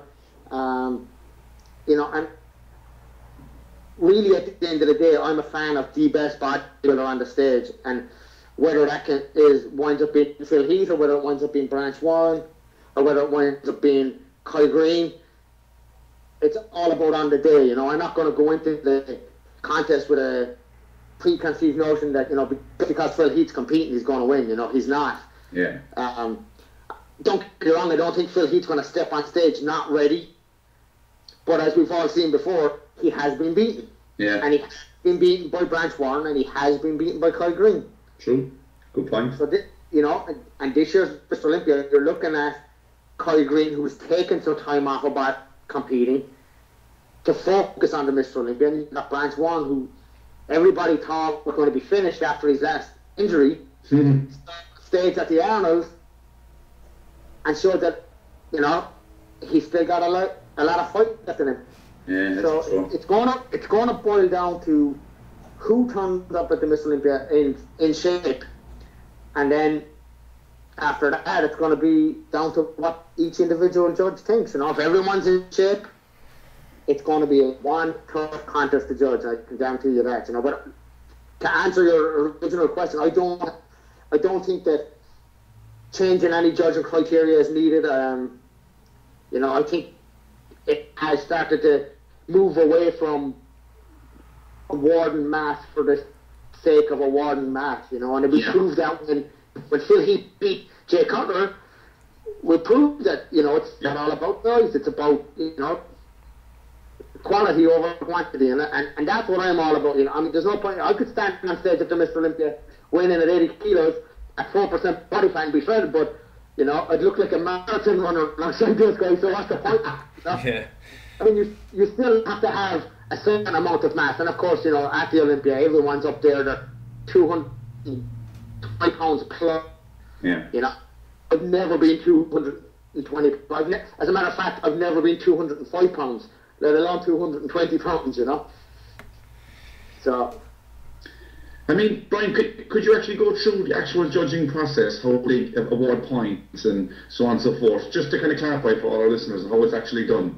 Well, you don't really award points like you would see in gymnastics, you know. Just like scorecard, you know, when you see the scorecard, how is it filled out? So, what you do is, the winner, each judge has got a scorecard. So I'm given first place, so I will have 1. Then who I'm given second place will have a 2, third will have a 3, and so on and so forth, right? Yeah, okay. All the scores get handed up to the head judge. For 7 judges, the judge will take away 1 high and 1 low. So the highest score and the lowest score get removed, and you're left with 5 scores. Oh, okay. They're all added up and put in the total. The person with the lowest total will win. Ah, I see. And then and so on and so forth. The second lowest, the second, and all the way down the line. So if a person had 5 points or 5 scores, they're more than likely. 5 points is that's a unanimous victory right there. All judges give them first place. Gotcha. Yeah. That's what that means. So. Oh, cool. And then the way you're going to judge it, you don't look and go, hey, he's first. So you got the symmetry round, which is the first round, right? Mm-hmm. Of course, it's called the symmetry round, the symmetry of balance proportion, right? Yeah. But at the same time, you're still going to judge the guy based on his conditioning and his mass. Yeah. And then you come to the next round, which is the muscularity round, right? So you're judging muscularity, definition, conditioning, that kind of thing, but you're still going to judge on mass and you're still going to judge on symmetry. Yeah. You know, and then of course they had the posing round, but that's eliminated now, and it was the final round, which is the top 6, and that 3 judged again. So tell me this, Brian, when it comes to the top 6, do their scores start at 0 again, or how does it work? It depends on the contest. Not necessarily. Usually, you know, when you're going in your judging, if you have to change your score for the pose down round, you know, if you feel, oh, well, you know what, bodybuilder X is now looking better than bodybuilder Y, of course you're going to change your score and change where you think they should place. Yeah. And then, you know, once the head judge has called for all the scores you handed up, you got to hand them up, and it's over after that, you know. Okay. Now tell us this, Brian, when it comes to a very common theme, well, it's not so common in later years, but definitely was in the late 90s, the distended gut. Is that something that is genuinely marked down, or is it just, it's not really worried about? Or is it accepted, yeah. It's marked down. It's marked down. So if we see Phil Heath coming in with a distended gut, which he tends not to have, you know, he's less likely to take home the crown than he would if he keeps it tight. Correct and true. Officially. Yeah. It's about controlling it too, Brian, I presume, isn't it? It is, of course, yeah. You know, I mean, it's stage presence and it's professionalism, you know. No matter what, like, if you're out of breath and you're on stage, your belly's going to distend, regardless of how small you are or how big you are. Yeah. Well, you got to think, these guys are 260 pounds. They're eating a lot of food. You know, they're on stage, and it's hard work, but the other side of the coin is they're professional bodybuilders, professional athletes, and they need to be able to control it, you know. Yeah. Control it. And it's just a matter of conditioning, really. You know, if you're practicing posing and practicing, you know, your so-called standing relaxed pose where, you know, you're not really relaxed, but you're not posing, right? You know, there are things that you need to be working on, especially if you're going to be stepping on the you know, stages at big contests like the Arnold and the Olympia and stuff, and it will matter. It will. The things I was talking about, if everybody comes in shape, you know, at the Arnold, at the Olympia, it's going to boil down to those little things, you know. Yeah. So. It's going to make for interesting competition. It's going to be a great contest, to be honest. You know, I talked to Phil when we were in Germany. You know, he's revved up for this contest, and he says he's going to take, you know, he's going to take that second Sandow. You know, but in the same breath, you know, Kyle Green stayed a couple of hotel rooms down from me, and we did cardio most mornings together while we were there, and he wants that Sandow trophy as well. Yeah. Brian, tell me this. Are you at liberty to give a top 5 for us right now, or are you kind of under wraps? Because you won't be judging the Olympia yourself, will you? I'm not judging. I'm going to be there, an IFBB official, but I'm not on the judging panel. I'll be either on stage or working at the side or backstage, making sure the athletes are, you know, on time, are where they're supposed to be when they're supposed to be there. But you know, I do it every year at bodybuilding.com. I give a top 5 prediction, and you know, and I always say the same thing. You know, this is depending on who comes in shape and who's ready. You know, you can be sure everybody's going to turn up in shape at this contest because they've made it so hard to qualify for the show. Yeah. And you know, it depends on who is going to you know, fulfill their contracts and stuff. And we know Phil Heath's going to be in the show. We know he's going to be in the top 5. Yeah. We know Branch Warner's going to be in the show. We know he's going to be in the top 5. Now, Branch has missed the top 5 on several occasions that year because he missed his conditioning. I don't think he's going to miss his conditioning. So, you know, he's going to be top 5. As a matter of fact, I think he's going to be top 3. I also think Kyle Green is going to be top 3. Then you got to look at Dennis Wolf. You know, Dennis is a top tier pro, but is he going to make the top 3 at the Olympia? Top 5, you know, if he nails his condition. We saw him make the top 5, then we saw him come back the following year and he missed the top 5. He didn't even make the top 15, as a matter of fact. Yeah. And he came back again to prove he could be in the top again, you know. Will Victor have enough? Will Victor have enough? He says he's going to do it, so... Well, you know, here's the thing, you know, you can't write anybody off. And after what happened to Victor at the last, after he finished competing in Spain, and there's immigration issues, that it's he's probably got a large fire in his belly, you know. That's true. You know, you got to remember, you know, muscle memory is an amazing thing. He can be back to where he was in a matter of weeks, and then it boils down to just getting that conditioning in. We know for a fact, you know, he might have lost a lot of mass when he was where he was. I'm not too sure what the name of the place is, but he might have lost a lot of mass, but you can be sure he was staying active and not gaining any unnecessary body fat too, you know. Yeah. But Ryan, I'm gonna mention this now because you haven't. You've mentioned Victor, Kai, Phil, Branch, Dennis, and you've, I presume, obviously and unpurposely left out 4-time Mr. Olympia himself, Jay Cutler. Is that because you don't think he's going to be on stage, or if he is, he hasn't got a chance? I don't. You know, Jay Cutler's another man you can't write off too. You know, he lost the title to Dexter Jackson, and he came back the following year and he won it again. You know, and you know, if you've read my articles, you know that I always in half in my commentary punch Jay Cutler. You know, but you know, the year he came back and won after beating Dexter was Jay Cutler I've ever seen in my entire life. You know, he blew me away. You know. And of course, last year he was in great shape too, but you know, Phil was better, and you know, Jay showed what kind of a sportsman he is with the speech he made after the show and stuff. But you know, he had his surgery. I don't know if he's competing or not. So that's why I didn't mention him, to be honest. I'm not 100% if he's competing or not. I haven't seen him. I'll see him next week at the LA show, and I'll know I'll ask him then if he's stepping on stage, and then after that I'll be able to give a more complete prediction, you know. But I list out Dexter Jackson too, you know, and true. Dexter's another good that you can't write off either, you know.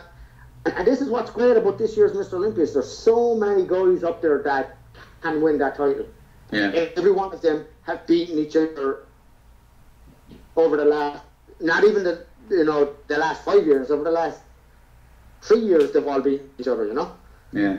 So it's if anybody is going to be in Vegas for that weekend, this is the show to be at, Yeah. So, Brian, I'm going to leave you with one last question here, actually. It's something myself and Colin were talking about recently on the last couple of radio shows. It's the 1 week prior to the Chicago show and the Hartford show, then we get the competitor list. So, when we say the Saturday or the Sunday before the show, why is that? And I mean, to me, it sounds like nobody wins because you don't know who's going to be there. I mean, if you're thinking of going to a show, you're going to go, no, they haven't released it in the name, so there mightn't be anyone good there. I won't travel. I don't see any winner in this. Can you explain the actual thought behind that? What do you mean? When you don't see a winner there, you mean the fans are losing out by not knowing who's competing? Well, yeah. And the promoter is losing out because the fans aren't going to buy tickets because their favourite bodybuilder, they don't know if he's going to be there or not, type thing. Exactly, yeah. Well, to be honest with you, I don't know the rules behind when they have to have their final entries in. Yeah. But, you probably have some bodybuilders holding off to see who's going to compete, just like you do at an amateur contest. Yeah. It's just, it's something that I'm not aware of the rules behind it, so I really couldn't comment too much on it, Yeah, I think there's so I've read that there's a $10,000 fine if someone pulls out within the week. That's what I've heard. Now FPV would fine them $10,000. But I mean, I don't know what truth is in that now, but that's what I've heard. But well, I think once you sign the contract, there is a fine. It's not $10,000, that's for sure. All right. Yeah, that's way over exaggerated. Okay. It's just because and I kind of feel for the promoters as well, because I'm sure they'd like to put X, Y, and Z on their poster, and try and promote it and say, Yeah, and that's down to the promoter, who he signs a contract with, and what have you, Yeah. And that's basically down to whatever way he wants to promote, he or she wants to promote their show.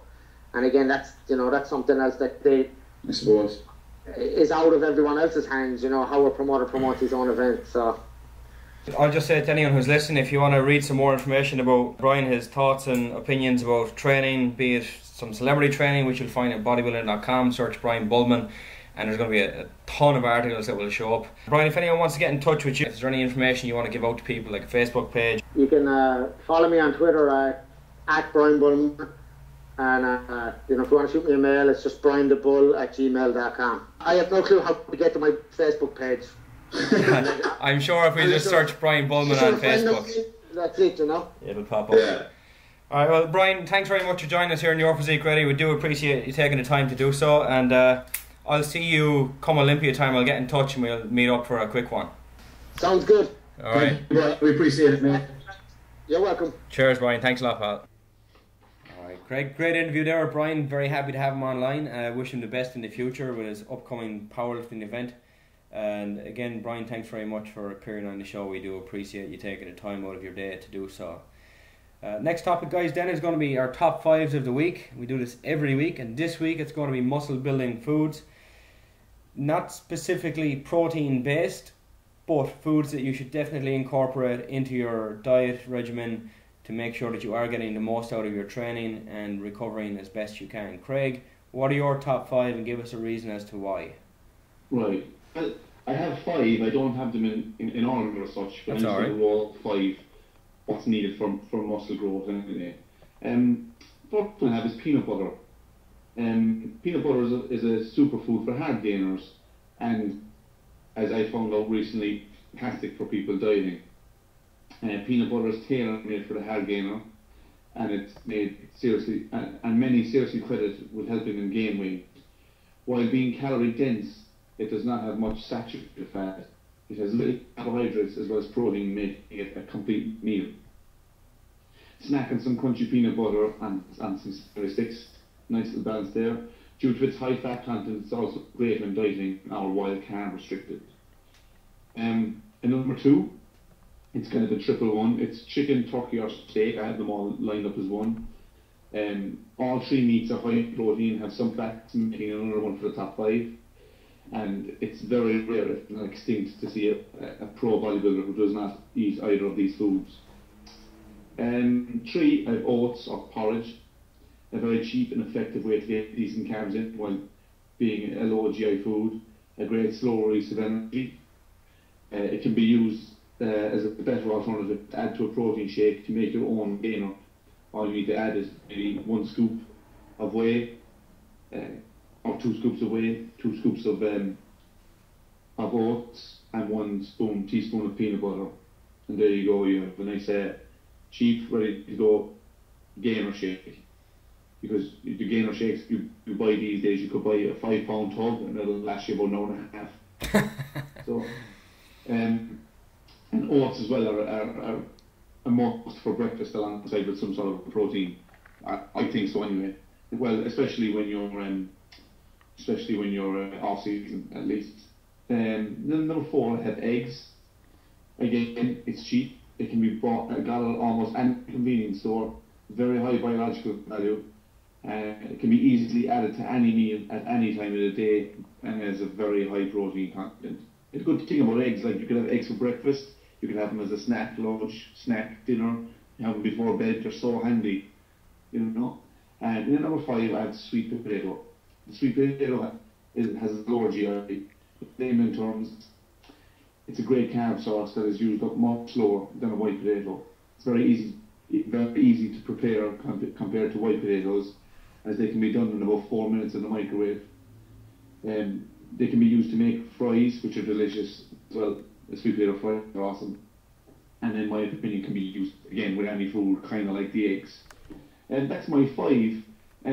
Just before I go any further, yeah, the sweet potato, your oats and porridge, like, you're not going to build muscle, but they'll assist in the building of the muscle, if that makes any sense. You know what I mean? I hope it does.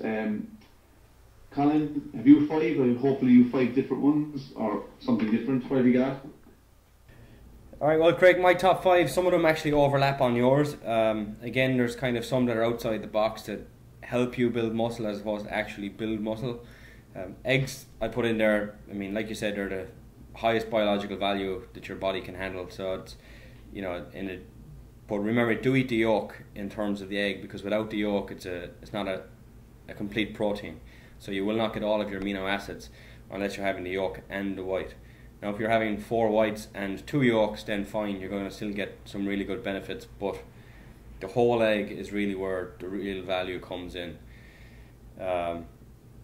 In addition to the protein, also there's vitamin B12, which is necessary for fat breakdown and muscle contraction. So by eating the full egg, you're not only going to get increased protein, but you can also decrease your body fat, which is always going to be a bonus. Second in there, I've got salmon. I believe you mentioned salmon as well, or fish at least. High quality protein, omega-3 fatty acids. These can decrease muscle protein breakdown after your workout, so improving your recovery time. And this is really, really important, because basically you need to store new protein faster than you burn down or break down the old protein. So you do need to keep an amount in there more than your body actually requires. So let's say if you want 100% saturation of protein, you should probably have 110 in stores, so that once you start losing protein through training and breakdown of muscle, that extra 10% can carry over. So that's kind of the idea behind adding salmon, because it decreases protein breakdown. You mentioned beef, so I'm going to put that in there as well. A really good source of protein, good source of creatine as well, and a very, very good source of iron and zinc. So, you know, if you're looking for leaner cuts, you're going to go for round cuts, loins, or a flat iron steak, which I had last night, which is nice and lean, relatively tender as well, so it was a good source. You mentioned peanut butter, so will I. I'll just say briefly, peanut butter is in my list for all the reasons you gave. And then my last one, Craig, is going to be water. Now, it isn't a food source technically, but whether it's your shins, your shoulders, your legs, we're told that 80% of the body is made up from water. And the more dehydrated you are, the slower your body uses protein to build muscle, and this has been scientifically proven. So, you do not want to be dehydrated. And then again, the more dehydrated you are, the more fatigued you're going to feel. So if you're feeling fatigued going into the gym because you're dehydrated, you're definitely not going to lift as much muscle as you're definitely not going to lift as much weight as you could if you were hydrated and ready to go. So as simple as it sounds, drinking a couple of bottles of water a day is going to absolutely improve your training results and your recovery times. There was one study done by Larry Kenny, who is a PhD in physiology, and he's a researcher at the Pennsylvania State University, and he basically said that, if you're going to exercise, weigh yourself before, weigh yourself after, and for every pound of water that you have lost, drink 24 ounces or 700 milliliters of water. So basically, if you do actually weigh in before and after on a very accurate scale, you will see that you will lose weight while at the gym. It's not fat, guys. I'm very sorry to let you know it's not fat. It's water weight. So make sure that you are increasing your water consumption before, during and after training than you would if you were not actually going to the gym. But at the same time, don't forget about drinking water on the days you're not at the gym, because it's very, very, very important that you do hydrate your body. And that's water. That's not Diet Coke, it's not tea, it's not coffee, it's plain 100% water. Still or sparkling, doesn't matter. Water is what you're looking for. Good call, water, Colin. Very good call. A lot of people won't do it. Quite often if you watch bodybuilders training videos, they'll be walking around with a gallon jug, which is basically, it's almost 4 litres, 3.5 litres I think of water, and their goal is basically drink that within the space of 2 hours, kind of prior, during and after training. And you really kind of see who the hardcore ones are when you see somebody walking around with a gallon of water in their hand. It's, if you can do it, go for it, because you're going to know exactly how much water you have drank or have not drank, depending on how much is left. So it's definitely one good way of making sure you're getting in your 3.5 or 4 litres in the space of a day or half a day, however much water you typically take in. But there are muscle building foods. As we said, they don't all necessarily build muscle, but will aid in the building of muscle or the recovery of muscle or the prevention of muscle breakdown. So definitely you want to make sure that the foods we listed or the substances we listed are in your diet somewhere, more often than not, definitely with water and just plain protein sources such as the chicken, the turkey and the red meats and the fish. Definitely you want them on a daily basis. Everything else, if you can, for sure, do add them. All of them, as far as I'm concerned, should be in your weekly food log or your weekly shopping bill. They should be there when you come to check out and buy your food for the week. And if they're not, start from here on in, make sure that they are. They will definitely benefit you in your training. Yes, sir. Alright, well, our Q&A segment then, Craig, is up next. It's brought to you by Body Benefit Health and Fitness. For more information, visit Body Benefit Health and Fitness on Facebook. Body Benefit Health and Fitness, making fitness fun. Craig, this week we've got a question from Paul Loughlin. And Paul he actually has 2 questions. The first is based around eggs and protein. So I'll just read out the question in full here. Hey Craig and Colin, love the show. Keep up the great work. I was listening to episode 5 and you guys were talking about your top 5 supplements. I was wondering, what is your opinion on CLA? Also, in relation to protein measures, how many grams of protein does a single egg white contain? Thanks guys, looking forward to the next episode. Yeah buddy. Alright. Well Paul, thanks very much for the question. I'll cover the protein one first. And basically, in a standard large egg, if you're just eating the white, you're looking at getting 3.6 grams of protein. Alright, that's a large egg, that's not a small or a jumbo or anywhere in between. It's a standard large egg, 3.6 grams of protein. So it's not very, very much, hence why you'll see 10 egg whites, 12 egg whites, 15 egg whites, to make sure that you're getting 30, 35, 40 grams of protein from your egg white meal. Now I will like to point out, if we go back to our top 5 foods, that the yolk is actually very important. So I would definitely encourage you to include at least 1 yolk per 3 egg whites, to make sure that you're getting all of the amino acids in which the egg contains.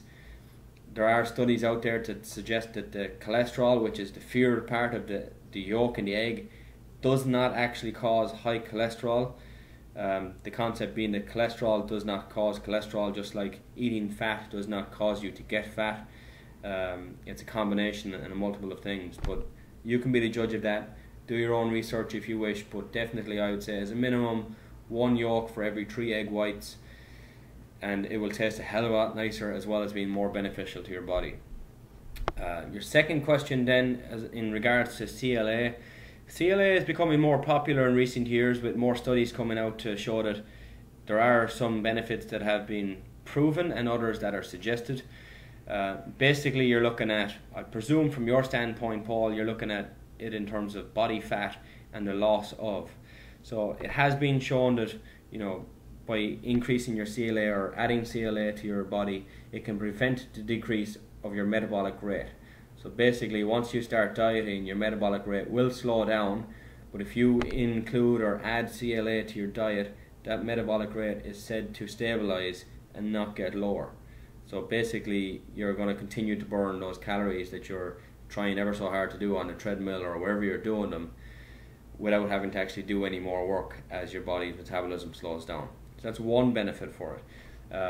The second one also, it suggests that it decreases the body's ability to burn down muscle. Okay, so if you're not burning down as much muscle and you're increasing or at least maintaining the same metabolic rate, you're getting the best of both worlds. Your muscle stays high, your body fat reduces, your metabolism stays where it is, and you're going to get leaner and maintain or even possibly get bigger while dieting. So that's definitely a bonus. So CLA for body fat reasons, wonderful. There is also suggestions and studies out there that lead us to believe that CLA may help protect the body from cancer formation and progression. Now it's not going to cure cancer by any means, because we're told that cancer is already in the body and it develops, it doesn't just appear. So cancer prevention is one benefit or one bonus as well, and of course nobody wants to get that. And if any family out there, you know how hard it can be, who have contracted or have been diagnosed to have cancer, you don't want it. Anything you can do to prevent it from developing, absolutely, or from progressing, you want to make sure that you're doing your best. So CLA, for the sake of 10-15 euro for a bottle, you know, it wouldn't be worth trying it by throwing it into your food. You may never know if it has worked or not in terms of prevention of cancer, but I think I'll take a pill a day just in case. It's also been shown, Craig and Paul as well, to prevent heart disease, because CLA facilitates the use of stored fat as energy by the body. So again, that's looking back at burning body fat and maintaining protein. So all of the studies that are out there suggest CLA is definitely something that average Joe should take, and for a bodybuilder or anyone who's playing any sport where there's muscle breakdown or they've just got their general health concerns, CLA, as far as I'm concerned, definitely could be added to your supplement regime. Craig, what do you think? Yeah, being honest, there's not much more I could add to what you said, Colin. Well, Colin, from what I've seen before, I have got people using CLA while they're trying to maintain some muscle and lose a bit of body fat, and more often than not, their lean body mass stays pretty close to being the same, if not creeping up a little, but be very little, not to be fair, but at least it stays the same and they're not losing any lean body mass. Yeah. So I do think CLA is a good product to take. It's not the be all and end all, and a few, maybe, I think it was episode 3, we did our top 5, or this is episode 5, we did our top 5 supplements. Mm-hmm. Now CLA wasn't in there by either of us, but is a good product. Yeah, I have to say that my wife gobbles down the stuff like a monster, so we haven't seen any negative side effects thus far. But I'll keep back and report if anything does come up. But you know, if I'm comfortable with my wife taking it, I'm definitely comfortable with one of our listeners or one of my clients taking it. There's no question. Good question, though, Paul. Two very, very valid questions. Yeah. And the egg white, you would think there's a lot more in the egg white. But I'm glad you said that, Colin, about the 3.6 grams. You know, people might have a 3 egg white omelette thinking they're doing well, thinking it's probably 8 grams. You know, thinking they're getting maybe 23, 24 grams of protein. Mm-hmm. You know, and you end up getting only half it. Yeah. It's a big difference. Like, it's a big difference in calories. It's a big difference in overall protein content. So. Yeah, definitely.